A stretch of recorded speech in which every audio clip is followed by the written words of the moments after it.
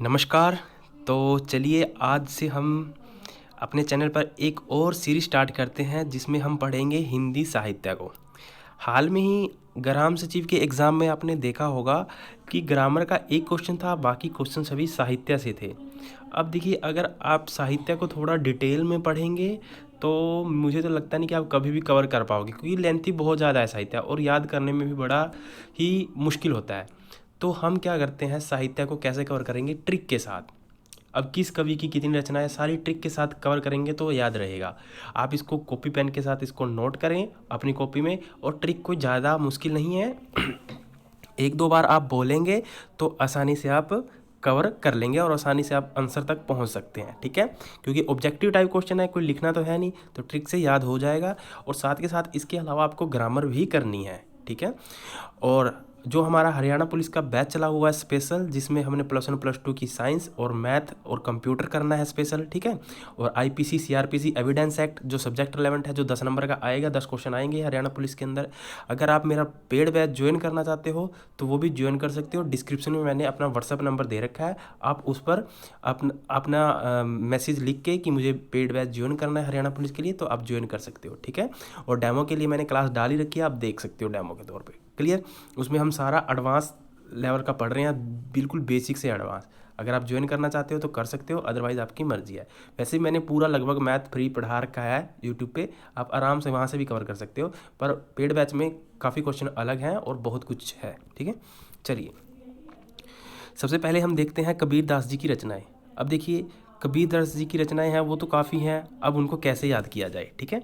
तो कबीर दास जी की रचना को याद करने का जो ट्रिक है वो है, देखिए, रामचंद्र की रचना, रामचंद्र की रचना में कबीर सब बीजों की शाखा अनु, ठीक है।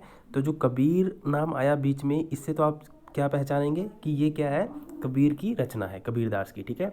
आपसे क्वेश्चन ऐसे नहीं आएगा कि कबीर दास की रचनाएं बताए, ऐसे नहीं आएगा। क्वेश्चन ऐसे आएगा, इनमें से कौन सी कबीर की रचना नहीं है या कौन सी कबीर की रचना है, ठीक है।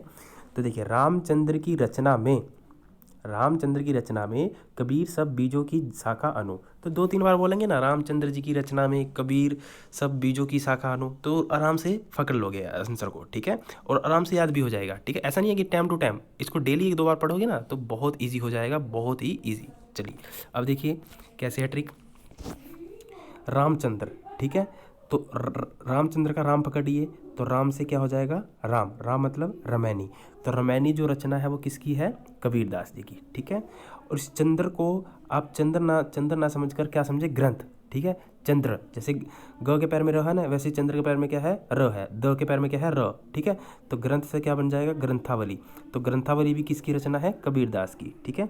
उसके बाद की क्या है, साइलेंट, की को छोड़ दीजिए, अब रचना को पकड़िए, ठीक है। रचना से क्या बनेगा, रचनावली, ठीक है। और मैं और कबीर को तो छोड़ दीजिए, मैं से तो, मैं तो साइलेंट है, कबीर से ये पता चलेगा कि कबीर दास की रचना है, ठीक है। उसके बाद सब के सब से आएगा शबद, तो शबद भी किसकी है, आपकी कबीर दास जी की। उसके बाद बीजों, बीजक भी किसकी है, बीजों से बीजक, तो बीजक किसकी है, कबीर दास जी की, ठीक है। की शाखा अनु, ठीक है। तो शाखा से यहाँ तो सीधा पता चल रहा है, शाखा से क्या हो जाएगा, सखी ग्रंथ, ठीक है। साखी ग्रंथ किसकी रचना है, तो आप कहेंगे कबीर दास जी की। अनु से अनुराग सागर, तो अनुराग सागर भी किसकी है, कबीर दास जी की है, ठीक है।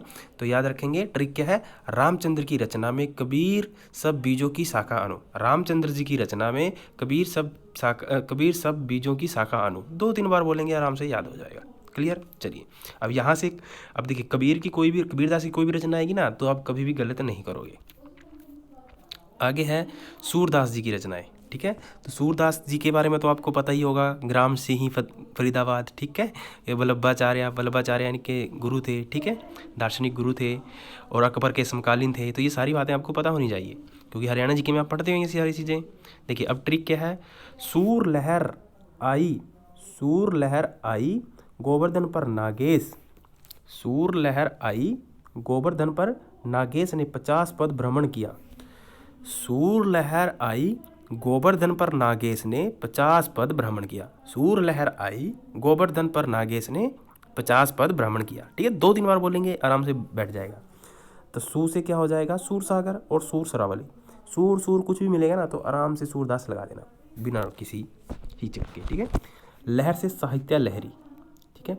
आई को साइलेंट मान लेना, और गोवर्धन से क्या आएगा, गोवर्धन लीला, ठीक है। और नागे से नागलीला, ठीक है। 50 से सूर पचीसी, पद से पद संग्रह है, ठीक है। और भ्रमण से भ्रमर गीत, ठीक है, भ्रमर गीत। ये सारी रचनाएं किसकी हैं, सूरदास जी की। क्लियर, समझ में आ रहा है। चलिए, तो अब कोई भी सूरदास की रचना आएगी तो आप आराम से आंसर को कैच कर लोगे। आगे है मैथिली शरण की रचना, ठीक है। तो ये तो बहुत ईजी है। मैथिली द्वारा भाषा की जाए, तो मैथिली द्वारा, ठीक है। तो मैथिली से क्या समझेंगे, नाम किसका, कवि का, मैथिली शरण का, ठीक है। और मैथिली शरण से मैथिली द्वारा भाषा की जाए, ट्रिक क्या है, भाषा की जाए। बट अगर मैं यहाँ भाषा की जाए लिख देता तो फिर आप कंफ्यूज हो जाते। तो यहाँ क्या है, मैथिली द्वारा। तो अब यहाँ से मैथिली द्वारा भाषा की जाए, तो मैथिली द्वारा से समझेंगे कि मैथिली शरण की रचनाएं हैं। और ट्रिक तो क्या है, भाषा की जाए। भा से भाषा भारती, ठीक है। और शाह से, इस शाह को हम क्या समझेंगे, ये वाला सा, साकेत, ठीक है। और की साइलेंट, ज से जयद्रथ वध, ठीक है। ये बहुत बार पूछा गया, जयद्रथ वध, ठीक है। और यह से यशोधरा। तो मैथिली शरण द्वारा मैथिली द्वारा भाषा की जाए, बहुत अच्छी ट्रिक है, बहुत सिंपल है। आराम से मैथिली शरण की कोई भी रचना आएगी तो आप आराम से इसको निगलेक्ट कर सकते हो, ठीक है, फाइंड आउट कर पाओगे। अब जरा इसमें ये भी देखिए, जैसे मान लीजिए मैंने आपको ट्रिक वाली जो करवा रहा हूँ ना मैं आपको, तो इससे आपको एक बेनिफिट और होगा। मान लीजिए ऑप्शन में अगर इनमें से कोई रचना आ गई और दूसरे कवि की पूछ ले, तो आप आराम से इसको एलिमिनेट तो कर पाओगे, है ना। एलिमिनेट करके तब भी आप आंसर तक पहुँच ही सकते हो अगर थोड़ा सा दिमाग लगाओगे, ठीक है। चलिए, आगे है अश्व घोष ने की रचनाएं। अश्व घोष की रचनाएं कैसे याद करेंगे, तो अश्व घोष ने बुध से ब्रज में श्रम किया। बुध से कहाँ किया, ब्रज में जाकर श्रम किया। तो अश्व घोष जी ने क्या किया, बुध से ब्रज में श्रम किया। तो अश्व घोष से तो क्या आ जाएगा, नाम आ जाएगा इनका, ठीक है। और बुध से बुध चरित, ये सबसे इंपॉर्टेंट है। बुध से बुध चरित पूछ सकता है, तो किसकी है, अश्व घोष की, ठीक है। ब्रज से स साइलेंट है, ब्रज से क्या लिखेंगे, ब्रज सूची, ठीक है। श्र से श्रोदत्पाद, ठीक है। श से क्या लिखाएंगे आप, श्रोदत्पाद। और म से महायान। तो बुद्ध चरित, महायान, श्रोदत्पाद, ब्रज सूची, ये किसकी रचना है, अशोक घोष की। इंपॉर्टेंट है ये, ठीक है, ये इंपॉर्टेंट है, थोड़ा ध्यान से देखना इसको। चलिए, आगे है तुलसीदास जी की रचनाएं। तो तुलसीदास की तो आपको पता ही है, रामचरित आया था, शायद फर्स्ट ही शिफ्ट में आया था, ठीक है।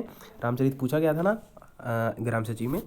तो इसकी ट्रिक क्या है, दो कवि तुलसी की राह में गीत गाते हैं। ये तो बहुत आसान है यार, दो कवि तुलसी की राह में गीत गाते हैं, ठीक है।